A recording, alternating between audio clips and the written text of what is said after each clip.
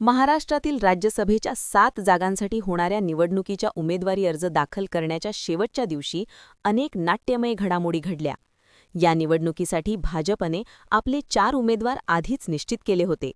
मात्र एकनाथ शिंदे यांच्या शिवसेनेकडून आणि महाविकास आघाडीकडून राज्यसभेचा उमेदवार कोण असणार याबाबत शेवटच्या क्षणापर्यंत उत्सुकता कायम होती.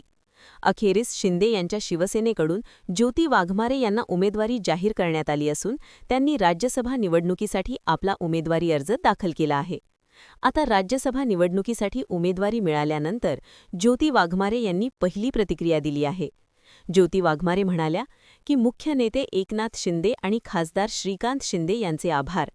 मला वाटलं नव्हतं की कधी हा दिवस येईल, कारण लहानपणापासून भाकरीचा संघर्ष बघितला, लहानपणापासून भुकेचे चटके सोसले, लहानपणापासून संघर्ष केला.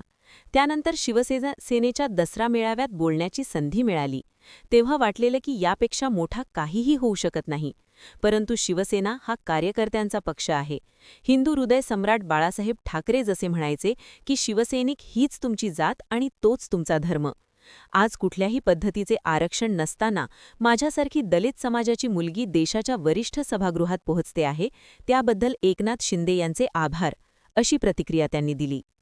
बंधुप्रेम न्यूज चॅनलला लाईक, सबस्क्राईब व बेल आयकॉन दाबायला विसरू नका. धन्यवाद.